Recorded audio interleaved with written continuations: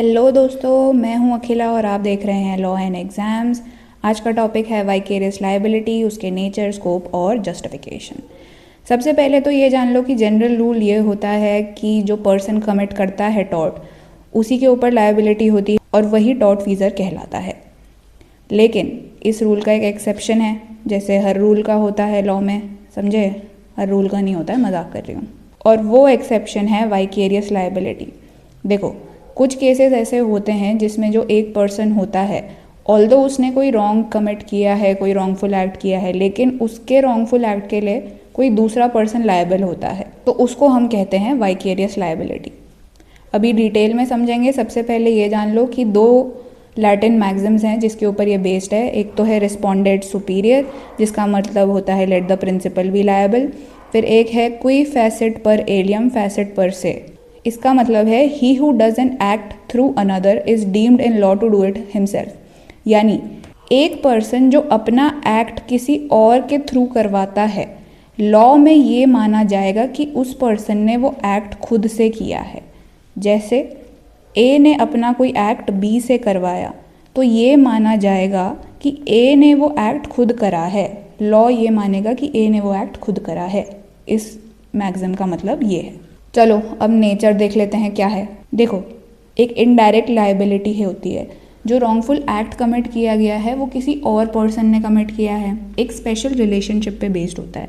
जैसे एम्प्लॉयर या employee, principal और agent, partners, state and its servants. तो एक स्पेशल टाइप का रिलेशनशिप होना चाहिए। जो एम्प्लॉयर है वो अपने एम्प्लॉय के एक्ट्स के लिए वाइकेरियसली लायबल होगा।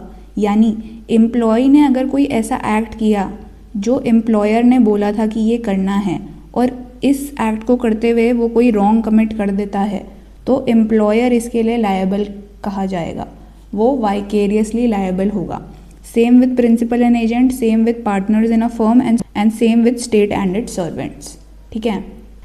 तीसरा सबसे important point, act must be done in course of employment, the tort must be committed during employment. वो जो रॉन्ग कमिट हुआ है, जो सिविल रॉन्ग कमिट हुआ है, वो कोर्स ऑफ एम्प्लॉयमेंट में हुआ होना चाहिए।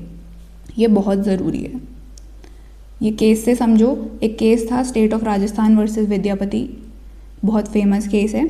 इस केस में क्या था कि एक गवर्नमेंट सर्वेंट था, बेसिकली गवर्नमेंट सर्वेंट जो ड्राइवर होते हैं वो था वो, और during his course of business वो बहुत ही नेग्लिजेंटली ड्राइव कर रहा था, जिसके वजह से किसी एक पर्सन को इंजरी कॉज हो गई और उनकी डेथ हो गई।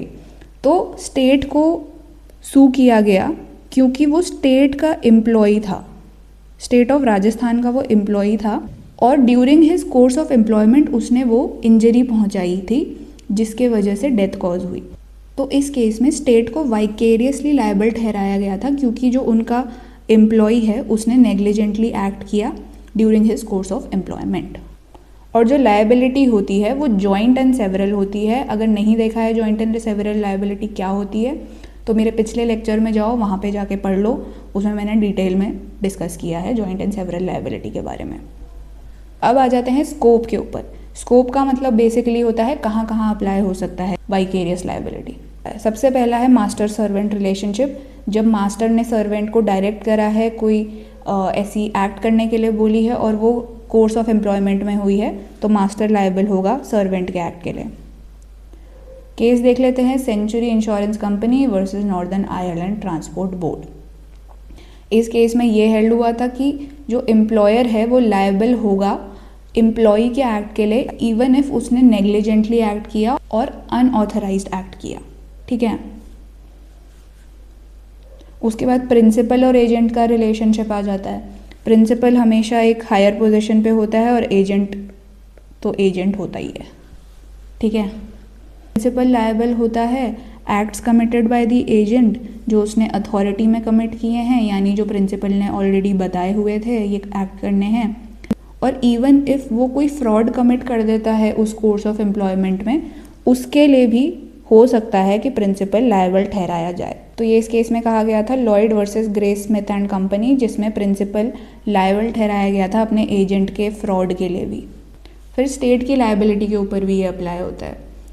यानी जो स्टेट के एम्प्लॉयज़ होते हैं, स्टेट के यानी जो सेंट्रल गवर्नमेंट भी हो सकती है और स्टेट गवर्नमेंट भी हो सकती है, उनके अगर एम्प्लॉयज़ कोई नॉन सॉवरेन फंक्शंस करते हैं, ये नॉन सॉवरेन फंक्शंस क्या होते हैं ये मेरे पिछले वीडियो में जाके देख लो, मैंने एक्सप्लेन किया है। तो उसके लिए भी स्टेट लायबल हो सकता है इवन इफ उसके एम्प्लॉयज़ ने वो एक्ट करा है, गिवन कि वो नॉन सॉवरेन फंक्शंस हों।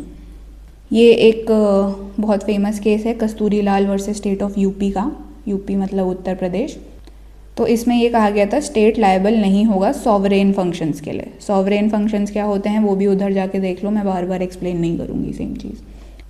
तो सॉवरेन फंक्शंस के लिए लायबल नहीं हो सकती है स्टेट, पर नॉन सॉवरेन फंक्शंस के लिए लायबल किया जा सकता है उनको।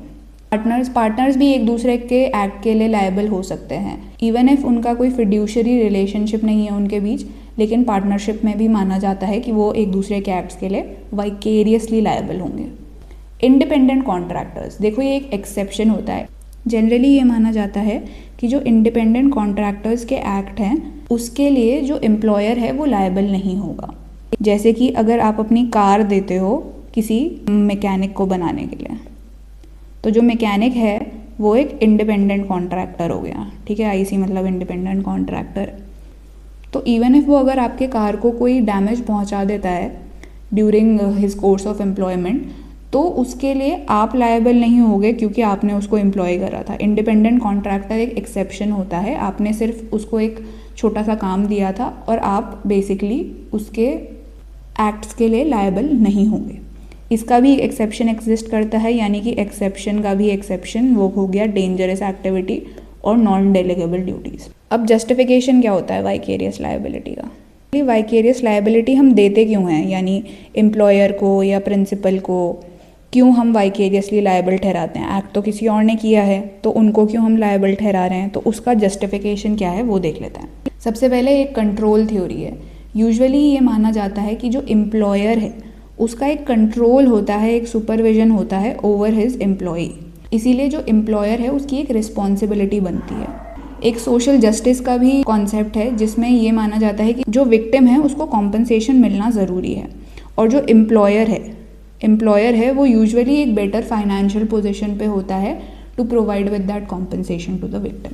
तो रिस्क डिस्ट्रीब्यूशन का भी एक फैक्टर है। जो बिजनेस एक्टिविटीज़ होती हैं वो बेसिकली कुछ रिस्क इन्वॉल्व करती हैं, तो उस रिस्क से जो लॉसेस अराइज होते हैं वो उस पर्सन पे फॉल करना चाहिए जो रिस्क क्रिएट करता है। यूजुअली वो एम्प्लॉयर होता है, तो उसके ऊपर रिस्क का लॉस फॉल करना चाहिए।